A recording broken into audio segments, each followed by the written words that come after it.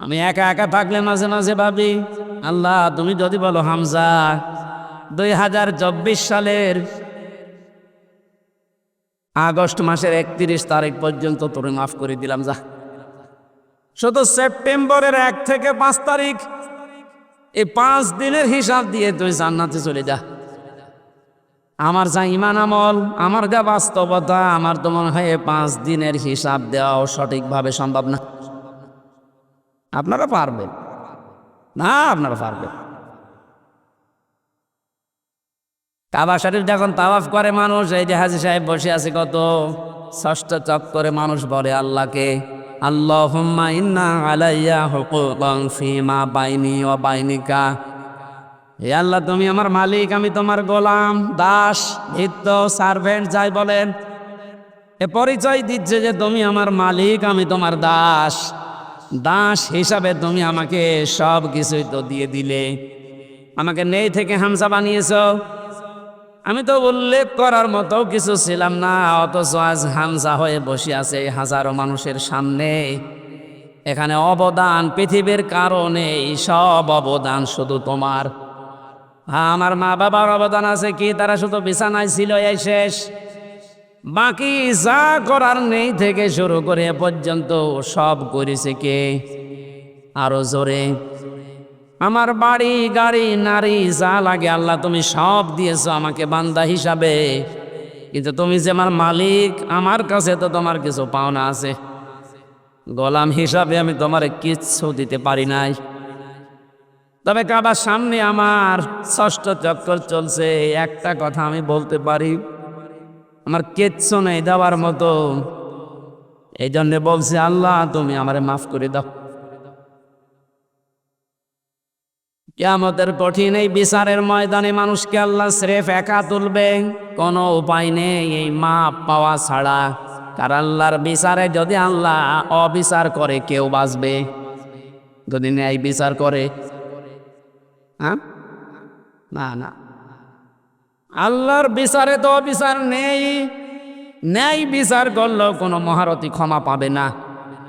কারণ আল্লাহ ন্যায় বিচার করে যদি বলে শুধু 1 গ্লাস পানির হিসাব দিয়ে যা, আপনি পারবেন না। আল্লাহর বিচার থেকে বাঁচার জন্য একটা পদ্ধতি আছে, যে আল্লাহ তুমি মাফ করে দাও। আল্লাহ যেন এই শেষ পদ্ধতিটা আমাদের জন্য কবুল করেন, বলেন আমিন। এবার আসেন যে কথাটা বোঝার জন্য পর্যন্ত এসেছিলাম, কিয়ামতের বিচারের দ্বিতীয় ধাপে আল্লাহ এবার আর একা ডাকবেন না। ইয়াউমা নাদউ কুল্লা উনাসিম বিইমামিহিম। সূরা বানী ইসরাঈল 15 নম্বর পারার 8 নম্বর পৃষ্ঠা 3 নম্বর লাইনের 72 নম্বর আয়াতের প্রথম অংশে আছে। এটা ফি জিলালিল কোরআনের তাফসিরে আছে, বিস্তারিত আছে, আমি শুধু সামারাইজ করে বলছি। কিয়ামতে প্রতিটি মানুষকে এবার বিচারের দ্বিতীয় ধাপে আল্লাহ ডাকবে তার নেতার সাথে। এটা যদি রাজনীতি মনে করে কেউ চলে যান, আপনার কপালে আগুন লাগবে। আল্লাহর কসম, এটা শুধু দুনিয়ার সাথে না, আখিরাতের সাথে রিলেটেড। এই জন্য আমি একটু তুললাম, না তো বলতাম না। কিয়ামতের ময়দানে আল্লাহ যখন মানুষকে তুলবে, প্রতিটি মানুষকে এবার দ্বিতীয় সিস্টেমে তুলবে তার নেতার সাথে। কার সাথে? কুমারখালীবাসী আগে নেতা, এরপরে কর্মী। আপনার বিবেককে এবার প্রশ্ন করেন তো, আপনি যে নেতার আদর্শ মেনে চলেন, যার পেছনে স্লোগান দেন, যাকে রায় দিয়ে ভোট দিয়ে নেতা বানিয়েছেন, এই লোকটার যে চরিত্র, এর যা সুরাত সিরাত, আর এর যা ইমান আমলের অবস্থা, ও যদি আল্লাহর সামনে দাঁড়ায়, আপনি তার পেছনে, ওরে দেখলেই তো আল্লাহ রাগ হয়ে যাবে। ও বলছে ঠিক, তার মানে ও ধরা খেয়ে বসে আছে। ও যদি এখনই বলে ঠিক যে আমি যারে মানি ওরে আল্লাহ দেখলে আল্লাহর রাগ হবে, আপনি তো ধরা খাবেন। কথা তো সত্যি, এইটাই আসল কথা। আপনি যারা ধরা না খান, সুতরাং এমন মানুষের পেছনে থাকা লাগবে, এমন মানুষকে আদর্শ হিসাবে সামনে নিয়ে আসা লাগবে, যারে দেখলে আল্লাহ খুশি হয়ে যায়। এখন এই লোকটাকে আফজাল সাহেব না। এখন দেখেন তো আফজাল সাহেবের কাঠিতে পড়ে কিনা। সারা নেশা 5 নাম্বার বারা 6 নাম্বার পৃষ্ঠা 9 নাম্বার লাইনের 59 নাম্বার আয়াতের প্রথম অংশে আছে, ইয়া আইয়ুহাল্লাযীনা আমানু আতিউল্লাহা ওয়া আতিউর রাসূলা ওয়া উলিল আমরি মিনকুম। আল্লাহ ইমানদারকে ডাক দিয়েছেন, ইমানের দাবি করো, তে পূরণ করবা না। তোমাদের দাবি হচ্ছে তোমরা আল্লাহর ইতাআত করো, রাসূলের আনুগত্য করো, আর উলিল আমর তোমাদের ভেতরে যারা নেতৃত্ব দেয় এদের মেনে চলো। কুষ্টিয়াবাসী, বাংলাদেশের 64 জেলার ভেতরে এই কুষ্টিয়াকে আমি বেশি ভালোবাসি, কারণ এই জেলাটা আমার। আমি চাই আপনারা বাঁচেন, বেঁচে থাকেন, যেন জাহান্নামী হয়ে না যান। এটা আতিউ, এটা কিন্তু ভার্ব, এটা ফেল, এটা ক্রিয়া। এই শব্দটা আল্লাহ নিজের নামে রাসূলের নামে দিয়েছেন, উলিল আমরের আগে দেননি। এই কথা বলেন না কেন? আমি যতগুলো তাফসীর পড়েছি সব মুফাসসির আয়াতের ব্যাপারে ব্যাখ্যায় এইটাই লিখেছেন, আল্লাহ রাসূলকে মানা লাগবে, কোনো প্রশ্ন করা যাবে না। কিন্তু আল্লাহ রাসূলের পরে যদি কিয়ামত পর্যন্ত আপনি কাউকে মানতে চান, নেতা হিসাবে নেতৃত্ব দেবে, তাকে যদি মেনে চলতে চান, মাস্ট বি, দেখাই লাগবে এই লোকটা আল্লাহ রাসূলকে মেনে চলে কিনা। আরে এই আয়াতটা বাংলাদেশে আজ কায়েম হয়ে গেলে তো ইসলাম চলে আসে। এক কথা বলেন না কেন? আল্লাহ রাসূলকে যে লোক মেনে চলে না, আমার বাবা হলে ওরে আমি মানি না, এ কথা মানবেন কারা? দেখে লিল্লাহি তাকবীর। এই দেখেন তো, হাত তোলেনি কে? দেখেন, আলহামদুলিল্লাহ। ঠিক আছে, আপনার মানে ওয়াজ তো হয়ে গেছে, এবার মোনাজাত করে দিই। আবার কেউ ওয়াজ করবো? এটাই তো, আল্লাহ রাসূলকে যে মানে না সে আমার বাবা হলেও মানি না, তাহলে এদেশে আর কিছু থাকবে? হ্যাঁ, ইসলাম চলে আসবে ইনশাল্লাহ। আমরা জরিপ দেখতে পাচ্ছি, আগস্টের 5 তারিখের আগে একরকম ছিল, এই আজকে রাতের পাল্টিয়ে গেছে। এই মাত্র 30 দিনে পুরা পাল্টিয়ে গেছে। 16 জন চাইতো এই দেশে ইসলাম রাষ্ট্রীয়ভাবে কায়েম হোক 5 তারিখের আগে। এখন জরিপ যেটা বলছে, এই 1 মাসের ব্যবধানে বাংলাদেশে এখন প্রায় 35 জন মানুষ চাচ্ছে দেশে ইসলাম কায়েম হোক। এটা যদি এভাবে চলতে থাকে, 51 জন যেদিন হবে সেদিন কোনো মহারথী আর বাধা দিয়ে ঠেকাতে পারবেন ইনশাল্লাহ।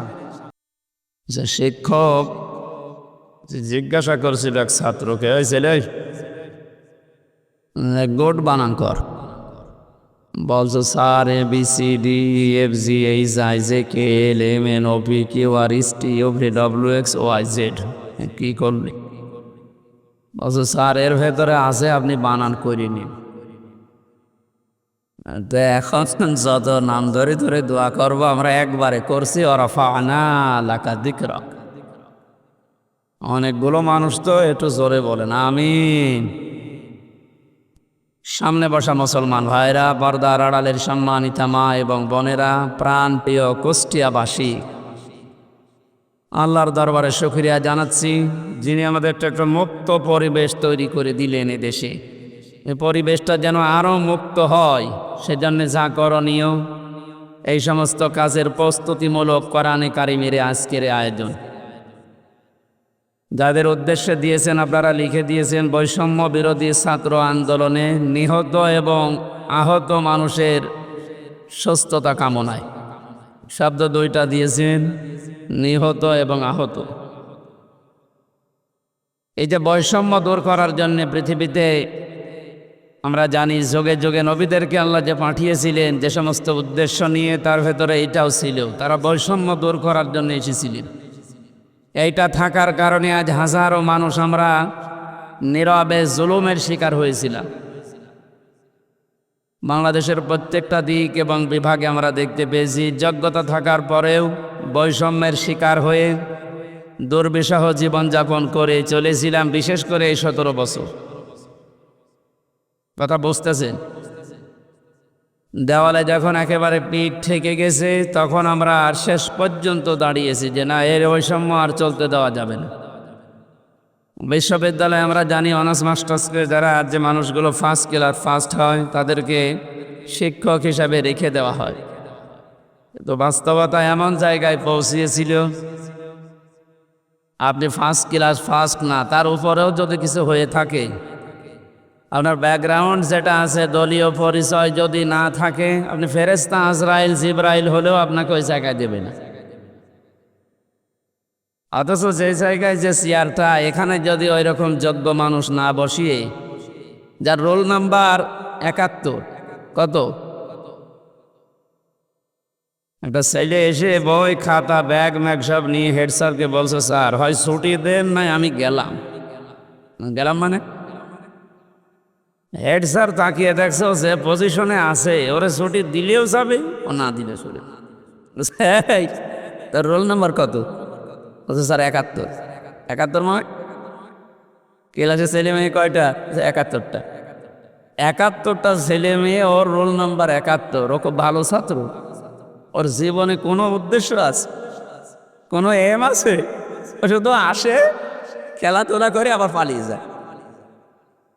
তা আমরা এ বাস্তবে যা দেখলাম এই 15 থেকে 17 বছরে, যার রোল নাম্বার ১, এই মানুষগুলোকে তো চেয়ারে বসানোর দরকার ছিল। অথচ শুধু বৈষম্য বৈষম্য শব্দটা যে কত নিকৃষ্ট শব্দ, বাস্তবে আমরা এখন টের পাচ্ছি। সব জায়গায়, শুধু শিক্ষা ব্যবস্থা না, প্রত্যেকটা দিক এবং বিভাগে এই শুরু হয়ে গিয়েছিল। এই জুলুম অত্যাচারের বিরুদ্ধে যে মানুষগুলো জীবন দিয়ে গেল, বিশেষ করে আবু সাইদ সহ, মুগ্ধ ভাই সহ যতগুলো মানুষ জীবন দিয়েছে, ওদেরকে আল্লাহ শাহাদতের সর্বোচ্চ মাকাম যেন দান করেন। এই জায়গায় যেন কেউ ফতোয়াবাজি করবেন না যে না ওরা একেবারে মারা গেল, তো শহীদ হয়েছে। কে বলেছে শহীদ হয়নি? পানিতে ডুবে মরলে যদি শহীদ হয়, আগুনে পুড়ে মরলে যদি শহীদ হয়, দেওয়াল চাপা পড়ে মরলে যদি শহীদ হয়, অ্যাক্সিডেন্টে মরলে যদি শহীদ হয়, জালেমের জুলুমের সামনে নিজের জীবনটা যে দিয়ে গেল, সে শহীদ হবে না? মানে এই কথা বলছেন, মাস্ট বি, আপনাকে বলাই লাগবে শহীদ। যদি কেউ স্বীকার না করেন, মুখ দিয়ে বলতে না চান, এ কথা কখনো বলবেন না যে ও মারা গেছে। শহীদরা মরে না। বালা হইয়াউন ইনদা রাব্বিহিম ইরযাকুন, আল্লাহ বলেন ওরা জীবিত এবং আমি আল্লাহর কাছে খাবার খাই। খাবার খেলে আমরা জানি মা শরীরে রক্ত গোশত তৈরি হয় না, হয় না? এটা যে হয় তার প্রমাণ নবীজির চাচা হযরতে হামজা রাদিয়াল্লাহু তাআলা আনহু, তাকে ৭০ টুকরা করেছিল, তার লজ্জাস্থান পর্যন্ত কেটে কেটে 3 টুকরা করিস। এই ছেলে, এখানে দাঁড়িয়ে কি কর?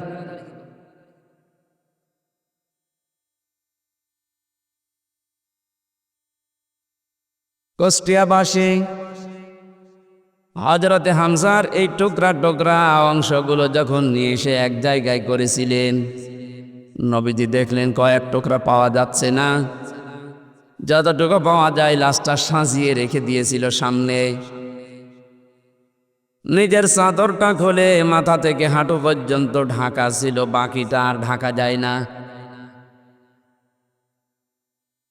পাহাড়ের লতা পাতা দিয়ে নবীজি নিজে নিজের অংশটুকু ঢেকে দিলেন, কবরে দিলেন, ডাক দিয়ে বললেন, মাবুদ, এ আমার চাচা হামজা।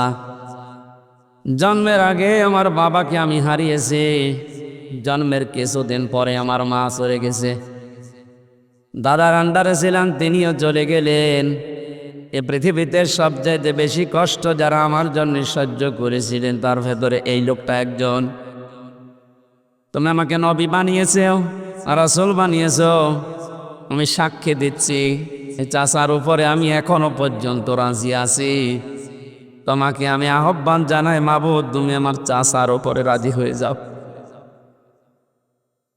কথাটা শুনতে যত ছোট মনে হচ্ছে, এ ব্যাপকতা কিন্তু অনেক বেশি।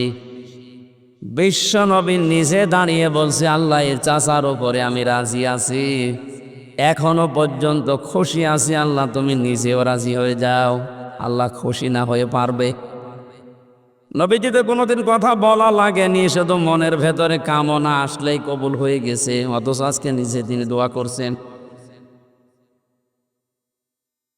কবর দেওয়ার 30 বছর পর একবার তার কবর ভেঙে গিয়েছিল মদিনায় ব্যাপক ঢলের কারণে।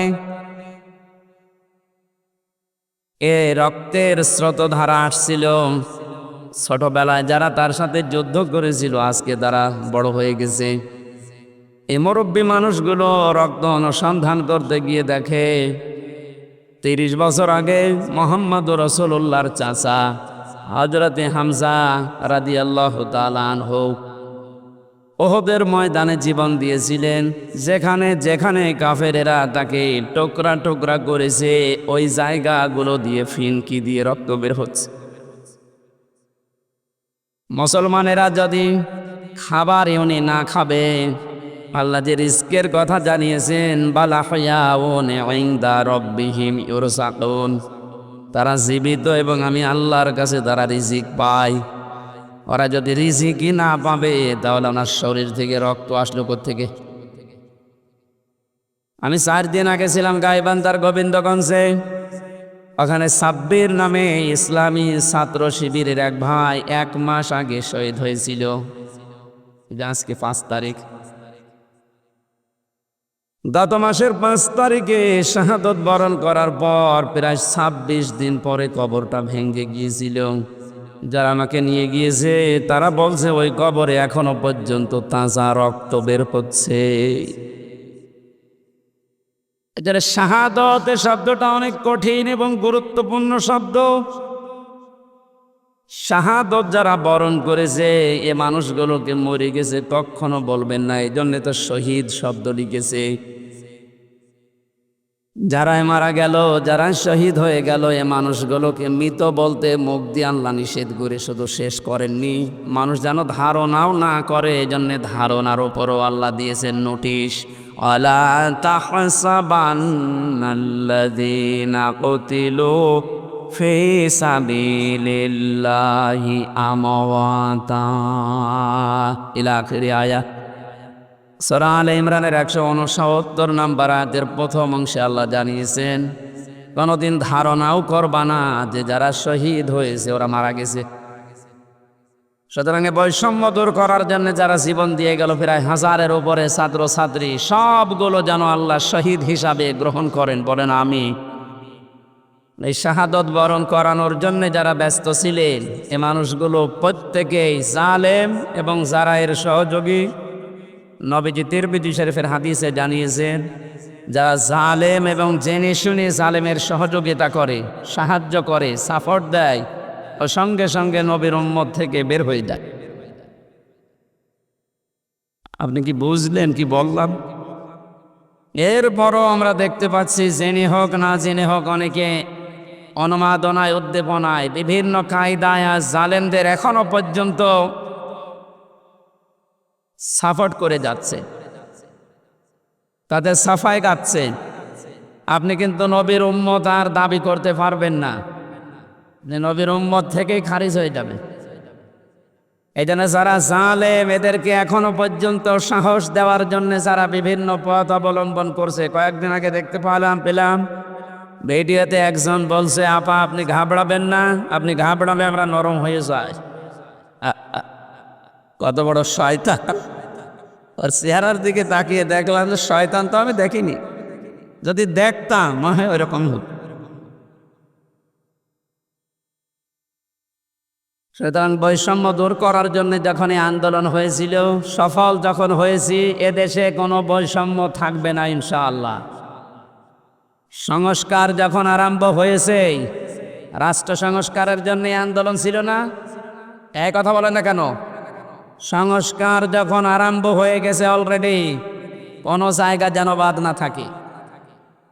গত কয়েকদিন আগে আমির জামাত আপনাদের এই শিলাইদা এসে বলে গেছে না যে সংস্কার যখন আরম্ভ হয়েছে, যারা দায়িত্বে আছে আমরা চাই ইনাদের হাতে যেন সংস্কার শেষ হয়। সুতরাং যারা আছেন বেশি দেরি করার দরকার নেই, খুব তাড়াতাড়ি যারা জালেম ছিল এবং জালেমের সহযোগী ছিল একটাও যেন পদে না থাকে। আজকে হলে আর কালকে যাওয়ার দরকার নেই, কারণ এই 1734 জন মানুষ যারা সবচাইতে বেশি জুলুম করেছে এই দেশে চেয়ারে বসে, এই মানুষগুলো আল্লাহর কাছে সব আল্লাহর মামলার আসামি। কেউ বাঁচাতে পারবে না আপনাকে। আমি 3 বছর জেলে ছিলাম, আমার মামলার বাদী ছিল, আয়ু ছিল একজন, বাদী ছিল আরেকজন। বাদী ছিল সরাসরি রাষ্ট্র, এই জন্যে আমার এত দেরি হয়েছে। তাছাড়া মামলা ওটা যদি সাজাও লাগিয়ে দিত সর্বোচ্চ 3 মাসের বেশি আমার রাখার কথা ছিল না। অথচ গত পরশু দিন আমার মামলা সব পুরা ঠিসমিস করে দিয়েছে, কিচ্ছু নেই, সব শেষ। আমি মনে করলাম জিজ্ঞাসা করে বিচারপতিকে, স্যার আপনি তো আগে ছিলেন, এই 3টা বছর আমার এই মামলা 30 থেকে 31 বার পর্যন্ত উঠেছে, একবারও জামিন দিলেন না। আজকে একেবারে বলছেন যে এর ভেতরে কোনো মাল ম্যাটারেস নেই, কি দেখে বিচার করবো? যা, মানুষ তো আপনি একই আছেন আগে থেকে, তো আমার এর কথা বলতে বাধ্য হইতো যে কি করবো, হাত বাঁধা ছিল। কথা বলেন না কেন? একটা রাষ্ট্র কত বড় দুর্নীতিগ্রস্ত হলে জাতীয় মসজিদের ক্ষতি পর্যন্ত পালিয়ে যায়। এটা থেকে আজ করা যাচ্ছে যে আমরা কোথায় ছিলাম। দেখেন এই লোকটার হাত আজকে খুলে গেছে। এতদিন যে লোকটাকে বারবার অ্যাডভোকেট যারা, উকিল যারা, ব্যারিস্টার যারা কত রিকোয়েস্ট করেছে, কত যুক্তি দেখিয়েছে যে একজন পরিচিত মানুষ, এ তো গোপনে কিছু করে না, এর বড়ও বলেছে না কিচ্ছু করার নেই, হবে না, যান। মাসের পরে মাস না, 3 মাস 4 মাস 6 মাস পরে একটা ডেট দিত এভাবে। অথচ টাকা পয়সা দিয়ে এগিয়ে এগিয়ে এগিয়ে গিয়ে 30 থেকে 31 বার তুলিস, দেয়নি। এই লোকটা গত কয়েকদিন আগে যেভাবে সব দিয়ে দিল, এই যে মোবাইলটাও দিয়েছে, 3 বছর আটকিয়ে রেখেছিল, গত পরশু দিন দিয়ে দিয়েছে। আমি ভাবলাম যে আল্লাহ, এইরকম হাত বাঁধা লোক এদেশে আর নেই, আছে মানে সব জায়গায়। সুতরাং হাত যাদের খুলে গেছে, আপনি যেন আর হাত বাঁধা না হয় এই কাজ করবেন। আর যারা দায়িত্ব পেয়েছেন, আপনাদের আহ্বান জানাচ্ছি, সংস্কার খুব তাড়াতাড়ি শুরু করেন, নয়তো মাঝে মাঝেই কিন্তু ইস্যু তৈরি করে ওরা বিশৃঙ্খলা করবে। তৈরি করার চেষ্টা চালিয়েছিল হিন্দুদেরকে দিয়ে, হালে পানি নেয়নি। এক কথা বলছে না কেন? আনসারদের দিয়ে আক্রমণ চালানোর চেষ্টা চালিয়েছে, কিন্তু হালে পানি নেয়নি। কারণ দেশের মানুষ বুঝে ফেলেছে 42,000 আনসার নিয়োগ হয়েছে কয়েক বছরে, তার ভেতরে 35,000 গোপালগঞ্জের। 42,000-এর 35,000 যদি হয় গোপালগঞ্জে, তা আমরা কি ঘাস কাটছি? এই জন্য বৈষম্য বিরোধী আন্দোলনে যে কথাগুলো ছিল, যে দফাগুলো ছিল, সবগুলোর সাথে আমরা একমত। বিশেষ করে শেষ কথা, যেটা শেষ দফা, 1 দফা এসেছিল যে আমরা জালেমের পদত্যাগ চাই। আল্লাহ এই দাবির সাথে আল্লাহ নিজেও ছিলেন। আমার তো মনে হয় শুধু ছাত্ররা না, এদের সাথে আল্লাহ আবাবিল পাঠিয়েছিলেন। আল্লাহ রাব্বুল আলামিন যেহেতু সব কিছু সংস্কার চলছে খুব তাড়াতাড়ি, যেন এই 1634 জন যারা বসেছিলেন অধিকাংশই পালিয়েছে, বাকি একটাও যেন না থাকে, যারা এতদিন পর্যন্ত বৈষম্যের শিকার হয়েছে, তারা যেন এখন এই চেয়ারগুলোতে বসে। এইটাই হবে ন্যায় বিচার। এটা কি হবে? এই ন্যায় বিচারের জন্যই আমরা আন্দোলন করেছিলাম। কথা বলেন ঠিক কিনা? সুতরাং শহীদ এবং আহত যারা আছে, এখনো হাজার হাজার মানুষ আহত, তাদের সুস্থতা কামনা করছে, কারণ সুস্থতা দেওয়ার একচ্ছত্র মালিকানা আল্লাহর। ঔষধ যদি আপনি একেবারে 24 ঘন্টা খাওয়াতেই থাকেন, আল্লাহর পক্ষ থেকে যদি এটা না আসে, তাহলে আপনি সুস্থ হবেন না। এটা আমরা বিশ্বাস করি। তো ঔষধের কোনো ক্ষমতা আছে? ক্ষমতা কার? আরো জোরে এটা বাস্তবে নিয়ে আসা লাগবে। ইন্নাল্লাহা আলা কুল্লি শাইইন কাদির, সব ক্ষমতার মালিক আল্লাহ। সুতরাং যারা অসুস্থ আছেন, আল্লাহকে আমরা সব ক্ষমতার মালিক মনে করি, বিশ্বাস করি। উনি আমাদেরকে, এই অসুস্থ মানুষদেরকে যেন আবার স্বাভাবিক জীবনে ফিরিয়ে দেন। হ্যাঁ, কিছু মানুষের জীবন স্বাভাবিক হবে না, যাদের চোখ উড়ে গেছে, যাদের পা শেষ হয়ে গেছে। আমি সদর থানা, সদর হাসপাতালে গিয়েছিলাম 6 তারিখের পরে। অনেকজনের দেখলাম এমন এমন অঙ্গ নেই, যে কিয়ামত পর্যন্ত হায়াত পেলে অঙ্গ আর আসবে না।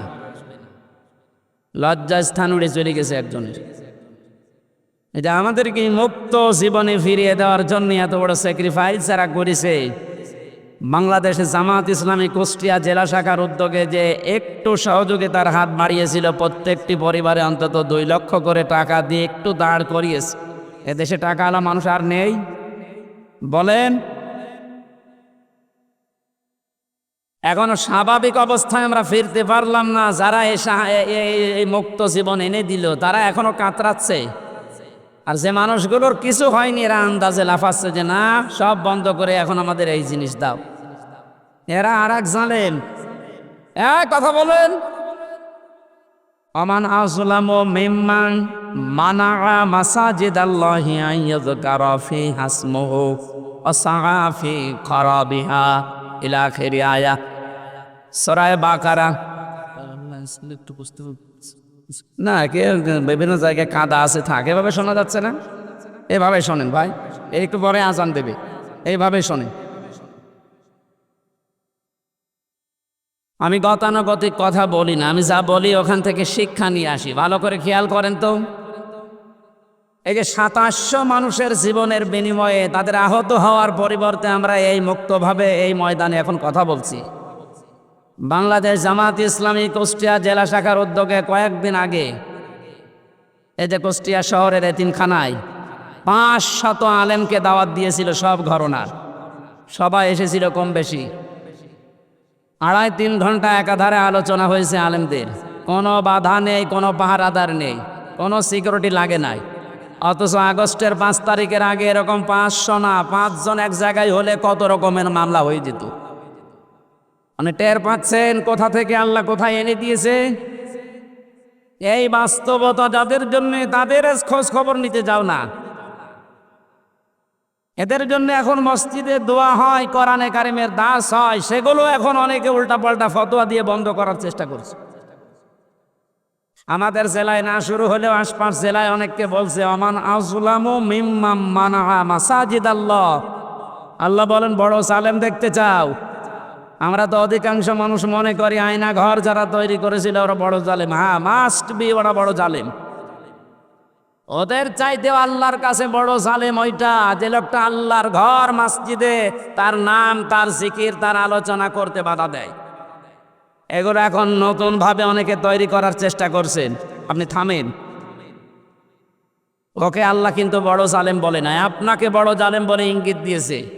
কোরআনে কারিমের সূরা বাকারা 1 নম্বর পারা 18 নম্বর পৃষ্ঠা 17 নম্বর পৃষ্ঠা 3 নম্বর লাইনে আছে যে আল্লাহর দৃষ্টিতে বড় জালেম ওই লোকটা যে আল্লাহর ঘর মসজিদে আল্লাহর কোরআনের কথা, আল্লাহর নামের কথা, জিকিরের কথা বলতে দেয় না।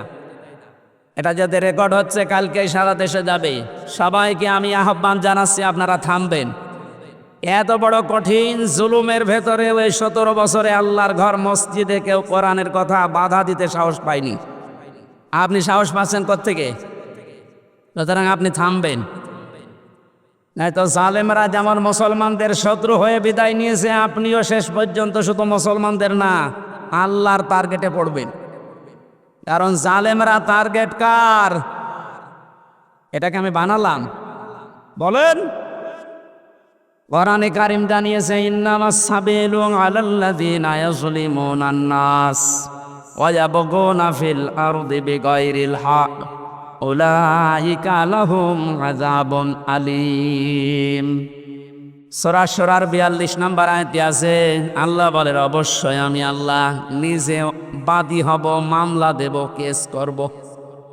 এর পাচ্ছেন কত ওজনওয়ালা শব্দ এটা? আল্লাহ নিজে মামলা দায়ের করবে, নিজে কেস করবে তাদের বিরুদ্ধে। ইয়াজলিমুনান নাস, যারা মানুষ হয়ে মানুষের উপরে জুলুম করছে। আল্লাহ পাক ইয়াজলিমুনাল মুসলিমুনা দেয়, নিজে যারা মুসলমানদের উপরে জুলুম করেছে তারা আল্লাহর মামলার আসামি না। ইয়াজলিমুনান নাস এটা বহু ইয়াজলিমুনা, এটা মুজারে, বর্তমান, ভবিষ্যৎ, প্রেজেন্ট, ফিউচার। এখন যারা জুলুম করছেন, ভবিষ্যতেও যারা করবেন, আপনি কিন্তু এদেশে হামজার মামলার আসামি না, আপনি সরাসরি আল্লাহর মামলার আসামি। আমি আপনাকে বাঁচাতে এসেছি, এরপরও যদি উল্টা বোঝেন নিজের কপালে নিজে আগুন লাগাবেন। আমার কথার অর্থ বুঝতেছেন নাকি আন্দাজে ঠিক বলেন? আলহামদুলিল্লাহ। আবার আহ্বান জানাচ্ছি, বৈষম্য বিরোধী ছাত্র আন্দোলনের সংস্কার করার জন্য যারা উদ্যোগ নিয়েছিল, যাদের দায়িত্ব আমরা দিয়েছি, আপনারা খুব তাড়াতাড়ি করেন। কারণ এই জালেমরা যতদিন পর্যন্ত এখানে থাকবে ততদিন পর্যন্ত নতুন ইস্যু তৈরি করার চেষ্টা চালাবে।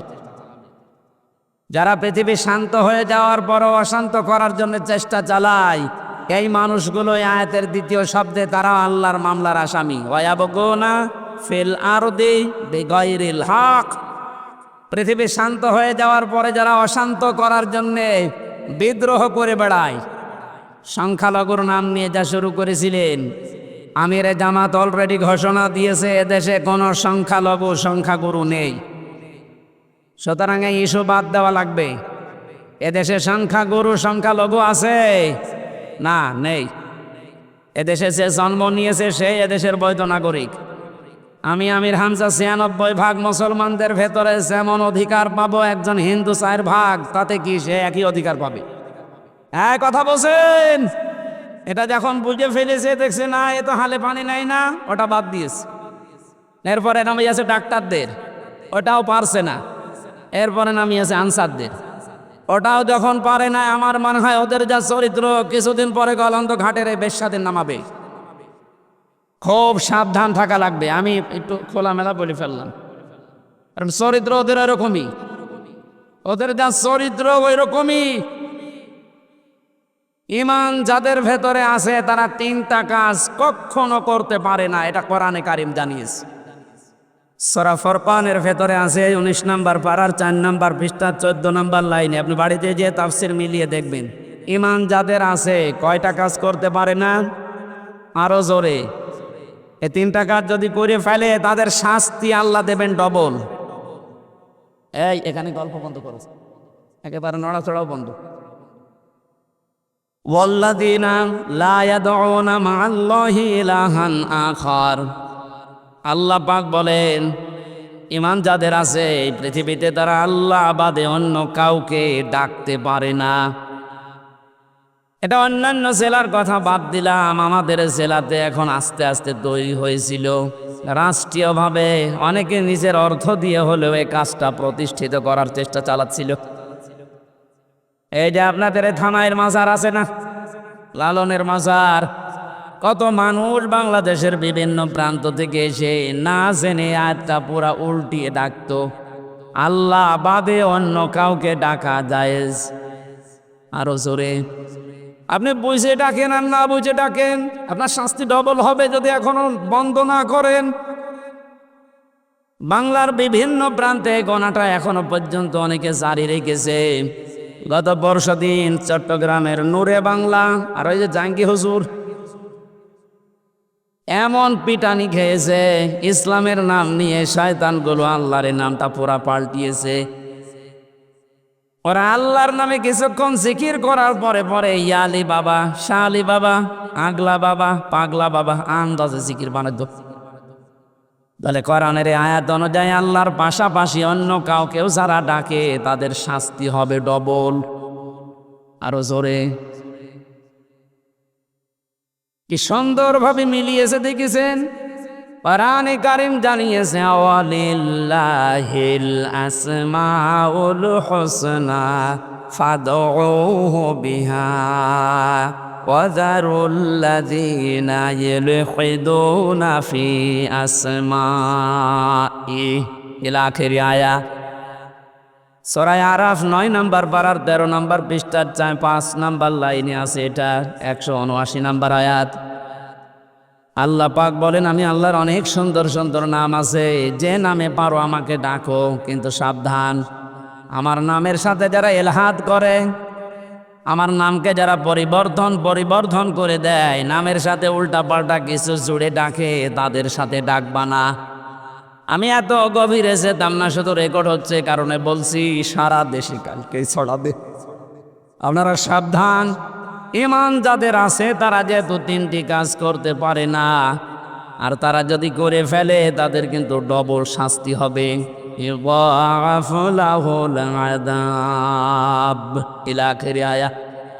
আল্লাহ পাক বলেন তাদের শাস্তি আমি ডবল দেব। ১ নম্বরের গোনা পেলাম যারা আল্লাহর সাথে অন্য কাউকে ডাকে।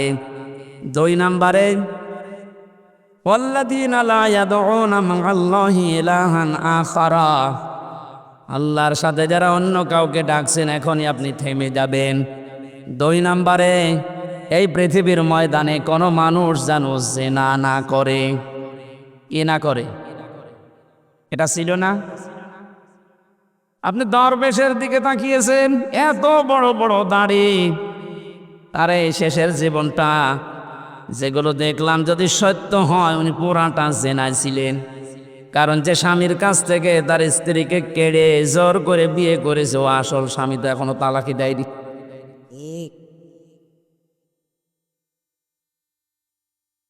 এজন্য আমাদের সাবধান থাকা লাগবে। আমাদের ইমান যাদের ভেতরে আছে এরকম কোন গুনাহ যেন আমাদের ভেতরে না আসে।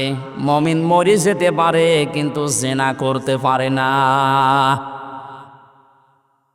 শুধুমাত্র লজ্জা স্থানের জেনাটাই জেনা না, হাতের জেনা আছে, মুখের জেনা আছে। হাতের জেনা কি? কোনো বেগানা মহিলাকে আপনি হাত দিয়ে যদি স্পর্শ করেন জেনা করার গুনাহ হবে। চোখ দিয়ে যদি ওই রকম নিয়তে দেখেন তাহলে জেনা করার গুনাহ হবে। অন্তরে যদি ওরকম কোনো ধারণা নিয়ে আসেন জেনা করার গুনাহ হবে। জেনা করলে শাস্তি কয়টা বললাম? ডবল। বলেন, আরো জোরে বলেন। আমরা যেন মেনে নিতে পারি এরকম মন মানসিকতা আল্লাহ আমাদের দান করুন, বলেন আমিন। আমি আবার বলছি, শেষ কথা, বৈষম্য বিরোধী আন্দোলনে যে সমস্ত দফাগুলো ছিল সংস্কার করার জন্যে, এটা রেকর্ড হচ্ছে বলে বারবার বলছি, যারা আছেন তাড়াতাড়ি করেন, নয়তো এরকম কুলু আবার তৈরি করবে। প্রধান বিচারপতিকে দিয়ে একবার চেষ্টা চালিয়েছিল, ছাত্রদের জন্য পারে নাই। আমার তো এই যে 8টা 9টা ইস্যু তৈরি করার যা শুরু করেছিল বিদ্রোহ, আমি দেখলাম সবগুলোই আল্লাহ নিজে যেন হ্যান্ডেলিং করছে। সুতরাং যখন কাজ হচ্ছে না আপনারাও থামেন। জালেম তো বিদায় নিয়েছেই। কোরআনে কারিমের অনুষ্ঠানে হাজার হাজার মানুষকে নিয়ে আল্লাহর কাছে বলছে, আল্লাহ কিয়ামতের আগে যেন এদেশের চেয়ারে আর কোনো জালেম না আসে। বলেন, আমির জামাত তো এই দিকে ইঙ্গিত দিয়েছিলেন যে এক জালেমের হাত থেকে মুক্ত হয়ে যেন আমরা অন্য কোনো জালেমের হাতে না পড়ি। অথচ কিছু মানুষ নিজের দিকে এটা নিয়ে উল্টাপাল্টা ফতোয়া দিচ্ছে। আরে ভাই, আপনার নাম বলেছে, তাহলে আপনি নিজে অবশ্যই ঠাকুর ঘরে কে রে? আমি তো বলা খাইনি। আপনার নাম বলেছে যে আপনি এই চেয়ারে বসলে আপনি জুলুম করবেন, তার মানে আপনি করবেন, এই জন্য আপনার ভয় হচ্ছে। ওনার দূরদর্শিতা সম্পর্কে আপনি জানেন না, তাই উল্টাপাল্টা ধারণা করেন। আমি ওইদিকে আর গেলাম না। সুতরাং আমরা যেন সাবধান থাকি। দরুদ পড়ছি আমাদের নবী মুহাম্মদ রাসূলুল্লাহর উপরে, যাকে আল্লাহ পুরা কোরআনে বিশেষভাবে 7টা নাম ধরে ডাক দিয়েছিলেন। তার 1 নম্বরের নাম ছিল ইয়াসিন। নাম কি? এখানে কুমারখালী ফাজিল মাদ্রাসা এবং আশপাশের দাখিল আলিম মাদ্রাসার কত সুপার সহ সুপার মাওলানা বসে আছে। ইয়াসিন এটা আল্লাহর ঘোষণা দেওয়া শব্দ। ইয়া হরফে নেদা, ইয়া মানে হে, সিন মানে সাজ্জেদ, সাজ্জেদ মানে নেতা। তাহলে আল্লাহর ঘোষণা দেওয়া নেতা এই পৃথিবীতে মাত্র একজন। কয়জন? এ শব্দের ব্যাখ্যা করতে গিয়ে তাফসিরে কাবির আল্লামা ফখরুদ্দিন রাজি রহমতুল্লাহ আলাইহি লিখেছেন, ইয়াসিন শব্দের 5টা অর্থ আছে। ইয়াসিন মানে সাজ্জেদুল আলামিন, সাজ্জেদুল বাশার, সাজ্জেদুল কাউনাইন, সাজ্জেদুল আম্বিয়া, সাজ্জেদুল মুরসালিন। তার মানে আল্লাহ বোঝাতে চেয়েছেন, পৃথিবীর মানুষেরা যদি মনে করো যে আমি পৃথিবীতে বাস করি, নবীকে আমার মানাই লাগবে, অন্য কোনো জগতে গেলে আর মানা লাগবে না। না, ইয়াতানাজ্জালুল আমরু বাইনাহুন্না, প্রত্যেকটা আসমানে আমার আল্লাহর বিধিবিধান নাজিল হচ্ছে। ওই সমস্ত সৃষ্টির জন্য আলাদা বিধান আছে। কেউ যদি মনে করে আমি মঙ্গল গ্রহে বাস করি, আমি চাঁদের দেশে থাকি, আমার তো ওখানে নবীকে নেতা মানা লাগবে না, আদর্শ মানা লাগবে না। না, এই জন্য সাজ্জেদুল আলামিন দিয়েছেন বহু বচন। আপনি যে কোনো গ্রহে বাস করেন না কেন, সেখানে মুহাম্মদ রাসূলুল্লাহকে আপনাকে নেতা মানাই লাগবে। এই শব্দটা আমি কয়েকবার উচ্চারণ করলাম, খেলা করার জন্য না। আলেমরা বসে আছে, আহ্বান জানাচ্ছি তাদেরকে। আল্লাহর ঘোষণা দেওয়া নেতা যেহেতু একজন, এই জন্য এই নেতাকে মেনে নেওয়া নামাজের মতো ফরজ। এই কথা বলেন, এটা যারা ঠিক করতে পারছেন না, আপনার নামাজ হবে না। কারণ কিয়ামতে যে বিচারের সিস্টেমগুলো, ধাপগুলো আমরা দেখেছি, কিয়ামতের সর্বপ্রথম মানুষকে আল্লাহ তার নিজের সামনে যখন দাঁড় করাবেন, 10 জন 20 জন 50 জন না, প্রতিটি মানুষকে আল্লাহ নিজের সামনে দাঁড় করাবে স্রেফ একা একা। অকুল্লুহুম আতিহি ইয়াউমাল কিয়ামাতি ফারদা। আল্লাহ পাক বলেন সূরা মরিয়মের 95 নম্বর আয়াতে আছে, কিয়ামতে প্রতিটি মানুষকে তার সামনে আল্লাহ দাঁড় করাবেন স্রেফ একা একা। কয়জন করি বলেন বলেন, আপনি এটা নিজের সাথে এখন মিলান তো। আর রাজনৈতিকভাবে আপনার পরিচয় আলাদা আলাদা আছে, আপনি তো মানুষ, মিলান এই আয়াতটা। এখনই ময়দানে মাশার কায়েম হয়ে গেছে। আল্লাহ আপনাকে যদি ডাক দিয়ে নিজের সামনে দাঁড় করায়, আপনার যে অবস্থা আছে, যে বাস্তবতা আপনি তৈরি করেছেন, বলেন তো আপনার আল্লাহর সামনে দাঁড়িয়ে পেছনের জীবনের হিসাব দিতে পারবেন? বলেন। আমি একা একা থাকলে মাঝে মাঝে ভাবি, আল্লাহ তুমি যদি বলো হামজা 2024 সালের আগস্ট মাসের 31 তারিখ পর্যন্ত তোরে মাফ করে দিলাম, যা। শুধু সেপ্টেম্বরের 1 থেকে 5 তারিখ, এই 5 দিনের হিসাব দিয়ে তুই জান্নাতে চলে যা। আমার যা ইমান আমল, আমার যা বাস্তবতা, আমার তো মনে হয় 5 দিনের হিসাব দেওয়াও সঠিকভাবে সম্ভব না। আপনারা পারবেন না? আপনারা পারবেন? কাবা শরীফ যখন তাওয়াফ করে মানুষ, এই যে হাজী সাহেব বসে আছে, কত 6টা চক্করে মানুষ বলে আল্লাহকে, আল্লাহুম্মা ইন্না আলাইয়া হুকুকান ফীমা বাইনি ওয়া বাইনিকা। হে আল্লাহ তুমি আমার মালিক, আমি তোমার গোলাম, দাস, ভৃত্য, সার্ভেন্ট যাই বলেন, এ পরিচয় দিচ্ছে যে তুমি আমার মালিক, আমি তোমার দাস। দাস হিসাবে তুমি আমাকে সব কিছুই তো দিয়ে দিলে, আমাকে নেই থেকে হামজা বানিয়েছো। আমি তো উল্লেখ করার মতো কিছু ছিলাম না, অথচ আজ হামজা হয়ে বসে আছে হাজারো মানুষের সামনে। এখানে অবদান পৃথিবীর কারণে, সব অবদান শুধু তোমার। হ্যাঁ, আমার মা বাবার অবদান আছে কি? তারা শুধু বিছানায় ছিল, এই শেষ। বাকি যা করার নেই থেকে শুরু করে এ পর্যন্ত সব করেছে কে? আরো জোরে, আমার বাড়ি গাড়ি নারী যা লাগে আল্লাহ তুমি সব দিয়েছো আমাকে বান্দা হিসাবে, কিন্তু তুমি যে আমার মালিক, আমার কাছে তো তোমার কিছু পাওনা আছে। গোলাম হিসাবে আমি তোমার কিচ্ছু দিতে পারি নাই। তবে কাবার সামনে আমার 6টা চক্কর চলছে, একটা কথা আমি বলতে পারি, আমার কিচ্ছু নেই দেওয়ার মতো। এই জন্যে বলছি আল্লাহ তুমি আমারে মাফ করে দাও। কিয়ামতের কঠিন এই বিচারের ময়দানে মানুষকে আল্লাহ স্রেফ একা তুলবে, কোনো উপায় নেই এই মাপ পাওয়া ছাড়া। কারণ আল্লাহর বিচারে যদি আল্লাহ অবিচার করে, কেউ বাঁচবে? যদি ন্যায় বিচার করে, হ্যাঁ, না না, আল্লাহর বিচারে তো অবিচার নেই। ন্যায় বিচার করলেও কোনো মহারথী ক্ষমা পাবে না। কারণ আল্লাহ ন্যায় বিচার করে যদি বলে শুধু 1 গ্লাস পানির হিসাব দিয়ে যা, আপনি পারবেন না। আল্লাহর বিচার থেকে বাঁচার জন্য একটা পদ্ধতি আছে, যে আল্লাহ তুমি মাফ করে দাও। আল্লাহ যেন শেষ পর্যন্তটা আমাদের জন্য কবুল করেন, বলেন আমিন। এবার আসেন যে কথাটা বোঝার জন্য এ পর্যন্ত এসেছিলাম, কিয়ামতের বিচারের দ্বিতীয় ধাপে আল্লাহ এবার আর একা ডাকবেন না। ইয়াউমা নাদউ কুল্লা উনাসিম বিইমামিহিম। সূরা বানী ইসরাঈল 15 নম্বর পারার 8 নম্বর পৃষ্ঠার 3 নম্বর লাইনের 72 নম্বর আয়াতের প্রথম অংশে আছে। এটা ফি জিলালিল কোরআনের তাফসিরে আছে, বিস্তারিত আছে, আমি শুধু সামারাইজ করে বলছি। কিয়ামতে প্রতিটি মানুষকে এবার বিচারের দ্বিতীয় ধাপে আল্লাহ ডাকবে তার নেতার সাথে। এটা যদি রাজনীতি মনে করে কেউ চলে যান, আপনার কপালে আগুন লাগবে। আল্লাহর কসম, এটা শুধু দুনিয়ার সাথে না, আখিরাতের সাথে রিলেটেড। এই জন্য আমি একটু তুললাম, না তো বলতাম না। কিয়ামতের ময়দানে আল্লাহ যখন মানুষকে তুলবে, প্রতিটি মানুষকে এবার দ্বিতীয় সিস্টেমে তুলবে তার নেতার সাথে। কার সাথে? কুমারখালীবাসী আগে নেতা, এরপরে কর্মী।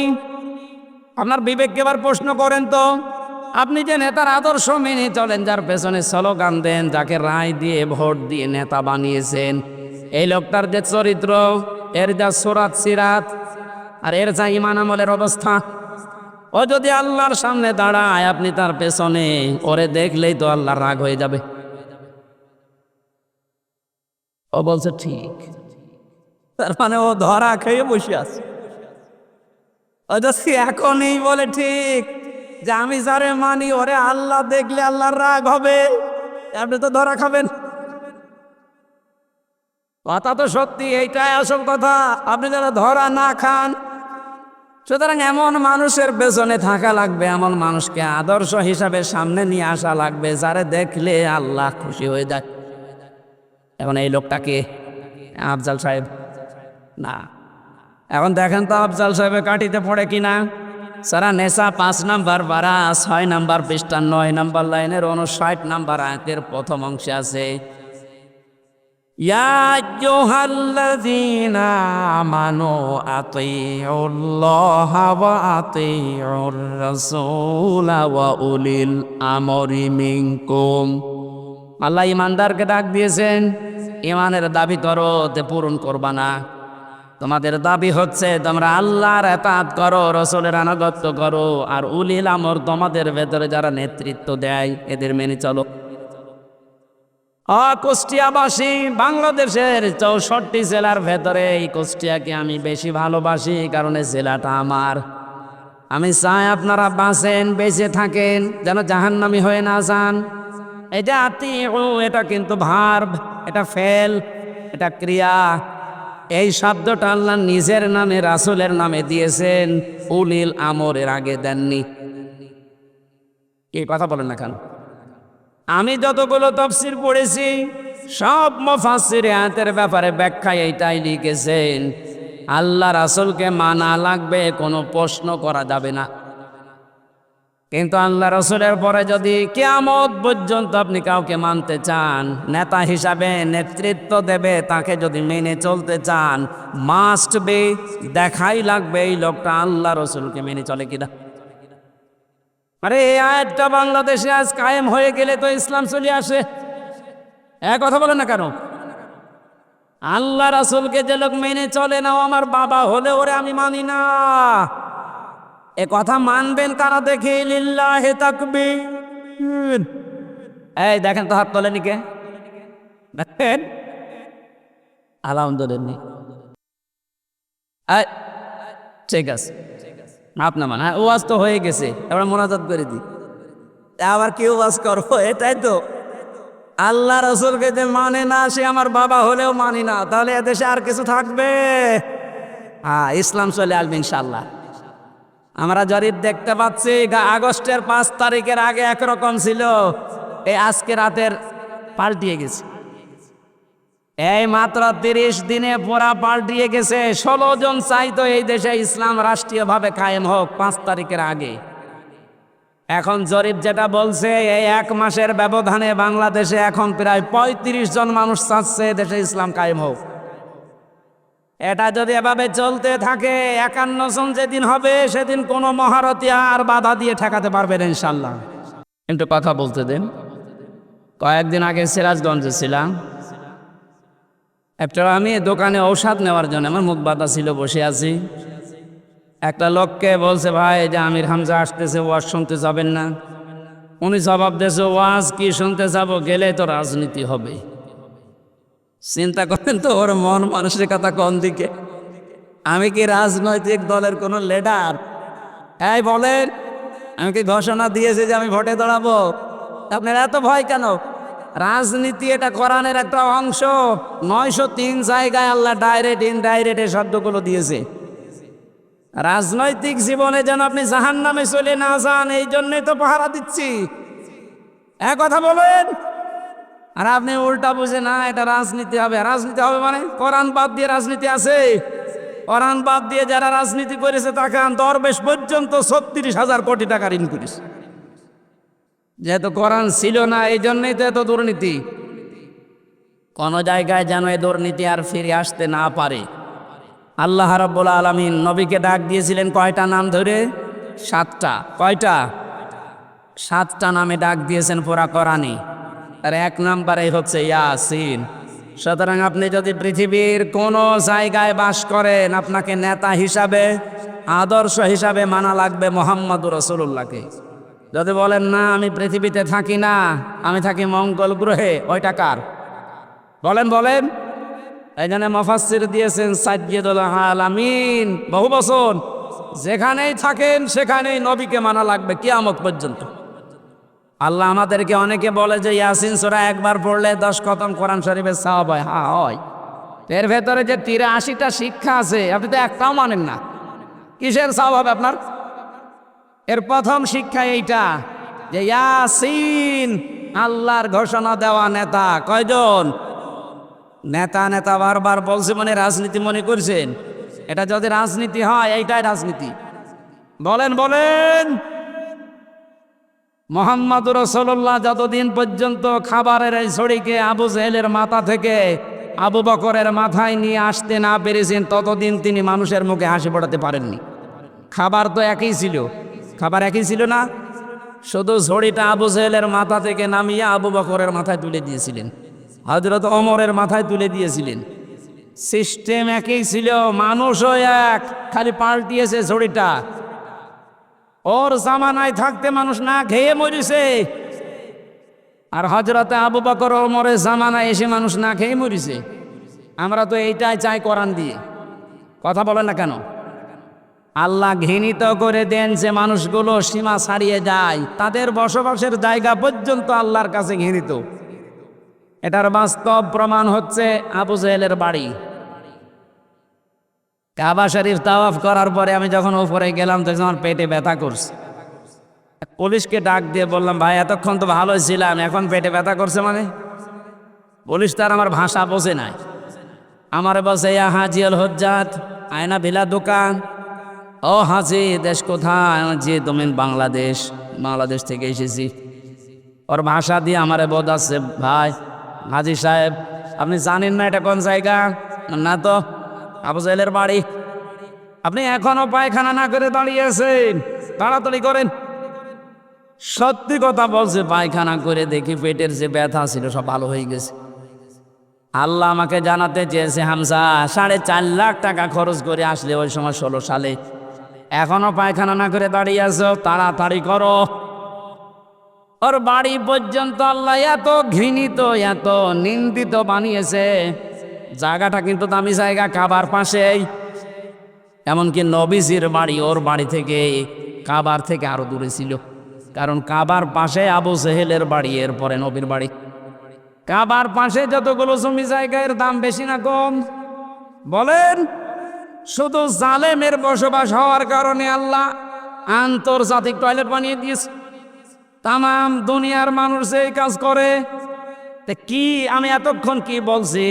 এদেশে যারা জুলুম করেছে, তার জায়গা জমি বাড়িঘর যত দামি হোক, এটা আল্লাহর কাছে এখন ঘৃণিত। কারণ দেখবেন মুজদালিফা থেকে যখন মানুষ যায়, একটা জায়গা আছে খুব তাড়াতাড়ি হাঁটে, কারণ এটা গজবের জায়গা। জালেমদের এই জায়গাগুলো এত বেশি ঘৃণিত, নিন্দিত, এত বেশি অপমানকর হয়ে যায় আল্লাহর কাছে, আল্লাহ ওইটাকে পর্যন্ত আর পছন্দ করে না, ওখানে জালেম থাকতো তাই।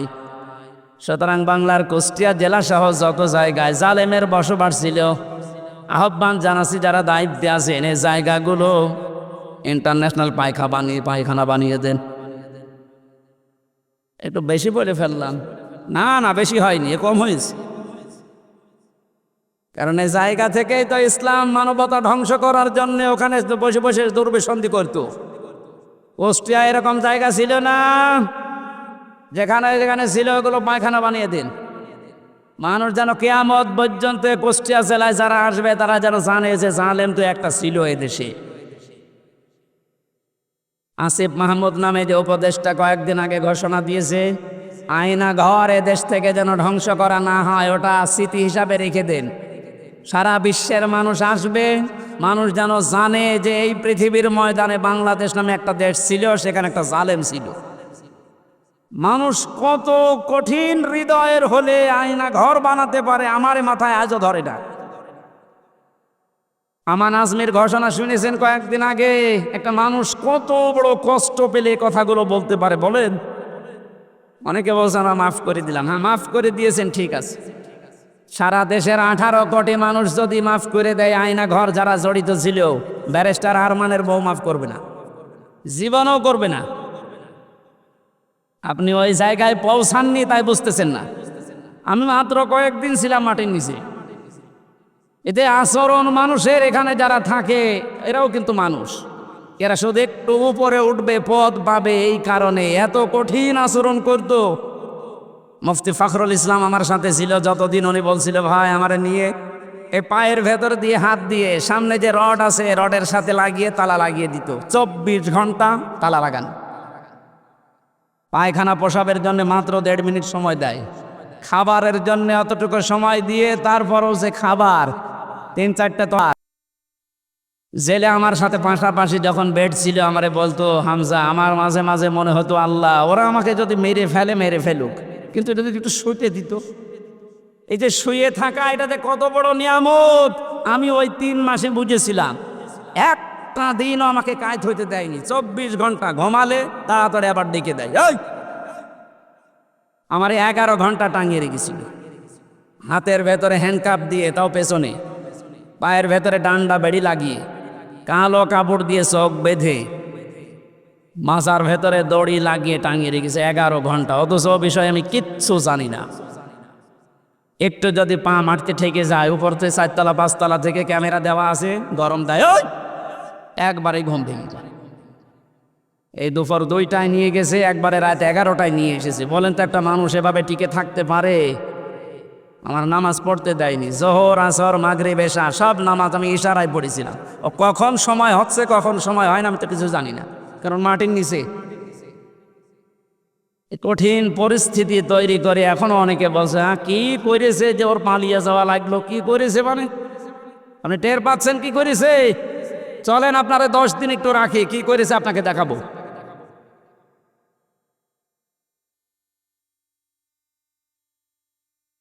এই জন্যে তো জালেমের বিরুদ্ধে হামজার মামলা না, মামলা কার বলেন? সুতরাং এই দেশের জালেমেরা, এরা কিন্তু টার্গেট হামজার না, এই টার্গেট আল্লাহর। এই জন্যে তো এত ভয়। যেদিন আমার রায় দিয়ে পুরা মামলা ঢিসমিস করে দিয়েছে, ওই দিন আমার মামলার আয়োকে কল দিয়েছিলাম। এতদিন ওরে আমি স্যার বলতাম, এখন তো উল্টা করে আমারে স্যার বলছে। যে কি হয়েছে? বলছে হুজুর মাফ করে দেন। মাফ করে দেন মানে? আমারে ধরার পরে আমার বাবার কাছ থেকে বলেছিলেন যে আর মামলা দেব না, 50 লাখ 10 লাখ টাকা দিন। আমার বাবা তো গ্রাম্য মানুষ, সঙ্গে সঙ্গে 8 লাখ টাকা দিয়েছে। ওই টাকাটা ফেরত দিন। আপনি মাফ চাচ্ছেন, টাকাটা আগে ফেরত দিয়ে যান, তারপরে মাফ হবে। এই কাউন্টার টেররিজমের যেই কয়টা দায়িত্বশীল ছিল, এগুলো মানুষের মধ্যে পড়ে না, এগুলো জানোয়ারের চাইতেও খারাপ। আমি নাম ধরেই বলছি, এই মনিরুল, এই আসাদুজ্জামান, ডিসি মান্নান, হারন তো 3 ইঞ্চি, ওর নাম মুখে উচ্চারণ করাও ঠিক না।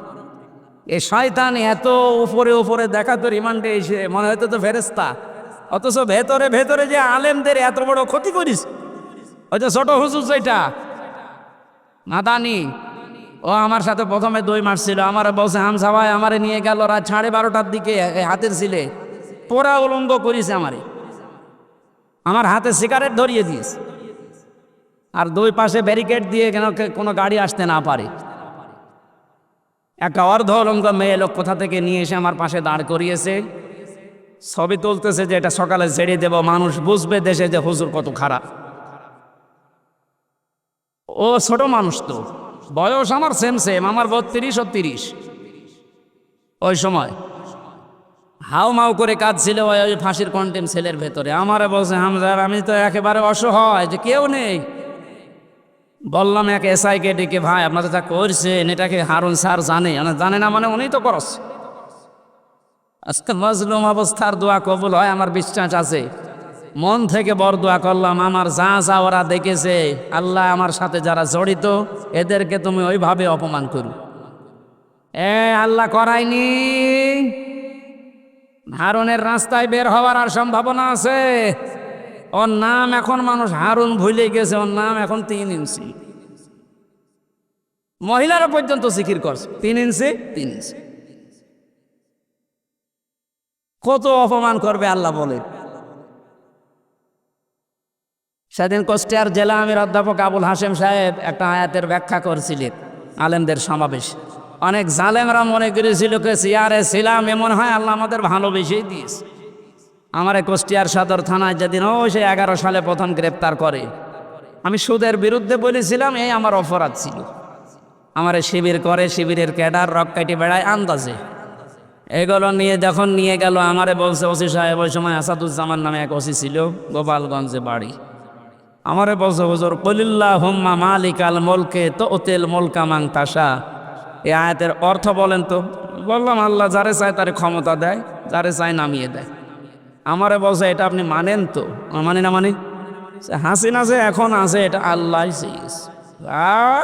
জায়গা মতো তার দিস। শয়তান যাতে মাদল হলো তার ঠিক আছে, কোন দিকে নিয়ে গেছে দিয়েছেন।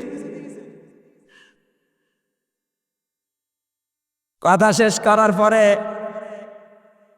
আমি যেটা এখান থেকে বের করতে পারি, ওনারা বোঝাতে চায় যে আল্লাহ আমাদেরকে দয়া করে, মায়া করে, মহব্বত করে, ভালোবেসে এই চেয়ারে রেখেছে। আমরা যা করছি এ কোনো অসুবিধা নেই, আল্লাহ আমাদেরকে। এক কথা বলে না কেন? সূরা আলে ইমরান 4 নম্বর পারার 12 নম্বর পৃষ্ঠার 7 নম্বর লাইনের 178 নম্বর আয়াতে আছে, ওয়ালা ইয়াহসাবান্নাল্লাযীনা কাফারু আন্নামা নুমলি লাহুম খায়রুল লিআনফুসিহিম ইন্নামা নুমলি লাহুম লিয়াজদাদু ইসমা ওয়ালাহুম আযাবুম মুহিন। ঠিক আছে, আল্লাহ পাক বলেন কাফেরেরা ধারণা করে যে ক্ষমতার চেয়ারে বৃত্ত বৈভব, টাকা পয়সা, অর্থ সম্পদ আল্লাহ আমাদেরকে দিয়েছে ভালোবেসে মহাব্বত করে। আল্লাহ পাক বলেন না, এগুলো এদেরকে দিয়েছি এদের পাপ যেন পরিপূর্ণ হয়ে যায়। পরিপূর্ণ হয়েছে না হয়নি? হয়েছে বলে আল্লাহ আয়াতের শেষে দিয়েছেন লাহুম আযাবুম মুহিন, তাদের জন্য আমি অপমানজনক শাস্তির ব্যবস্থা করে রেখেছি। এদেশে আলেমদের বিরুদ্ধে যারা সোচ্চার ছিল সবচাইতে বেশি, এই কালামানিক এত বড় অপমান আল্লাহ করেছে, ওর বিসি পর্যন্ত আউট করে দিয়েছে। ওদের এক টক শো থেকে যারা ডাবিং করে বলছে ওরা আমার বিসিতে মারলো কেন? আর কি অপমান হবেন আপনি? এখন যে অবস্থায় আছে আমার মনে হয় ওর মরে যাওয়া ভালো। কথা বলেন। এই দিন আহ্বান জানাবো, যাদের নেতা ঠিক নেই, আদর্শ ঠিক নেই, আপনি ফিরে আসেন। আপনি কিন্তু জাহান্নামে যাচ্ছেন। আপনি যাই ভুল বোঝেন আর মনে করেন, আল্লাহ আপনাকে হেদায়েত দান করুন, আমিন। সূরা তাওবার 119 নম্বর আয়াতটা আমরা পড়েছিলাম। কোন সূরা? এর নামকরণ, শানে নজুল, ঐতিহাসিক প্রেক্ষাপট এবং বাস্তব 9টা শিক্ষা আছে আয়াতের। এবং এখান থেকে তাফসীর আকারে যে কথা বলতে আরম্ভ করবো, এখন কি সময় পাবো? তো আজকে মাহফিল আছে ত্রিমোহনীর পাশে, ত্রিমোহনী কুষ্টিয়া ত্রিমোহনের পাশে। রাত্রে এসার পরে আমি উঠবো, আমার মনে হয় তাফসীর আকারে ওখানেই কথা বলবো। আজকে আমাদের আব্দুল গফুর সাহেব আছে প্রধান অতিথি, ওখানে আপনারা দাওয়াত দিয়ে গেলাম, যাবেন। খুব সংক্ষেপে করছি। ইয়া আইয়ুহাল্লাযীনা আমানু, আল্লাহ ইমানদারকে ডাক দিয়েছেন। আমরা ইমানদার না বেঈমান? আমাদেরকে আল্লাহ ডাক দিয়েছেন ইত্তাকুল্লাহ, আমাকে ভয় করো। আল্লাহকে ভয় করলে 9টা ফল পাওয়া যায় দুনিয়ায়, আখেরাতে পাওয়া যায় 27টা।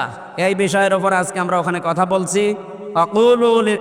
আকুনু মা'আস সাদিকিন, তোমরা সত্যবাদীদের সঙ্গে থাকো কাজে এবং কর্মে। আল্লাহ রাব্বুল আলামিন বাস্তবে আয়াতটা আমি খুব ব্যাখ্যা করার জন্য সময় না পাওয়ার কারণে দুঃখিত। আগামীতে যেহেতু আজকেই এসার পরে ওখানে যাবেন, কোন মা'আস সাদিকিনের উপরে কথা বলবেন ইনশাআল্লাহ। আল্লাহুম্মা আমিন।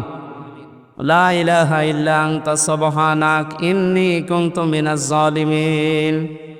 আল্লাহ তাআলা, তোমার কোরআনে কারীম থেকে যে কথাগুলো শুনেছি প্র্যাকটিক্যাল লাইফে আমল করার তৌফিক দাও।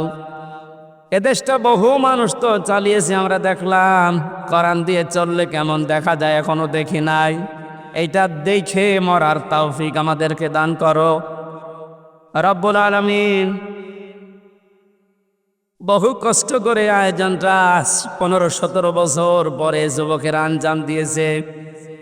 মুক্ত পরিবেশে মুক্ত জীবনে তোমার কোরআনের কথা শুনতে পাওয়া, বলতে পারা কত বড় নিয়ামত এখন আমরা টের পাচ্ছি। এ নিয়ামত যখন আমাদেরকে দিয়েই দিয়েছ আল্লাহ, কিয়ামতের আগে যেন দেশে কোনো জালেম আর আসতে না পারে। এই সন্তানদেরকে যে মাটা পেটে নিয়েছে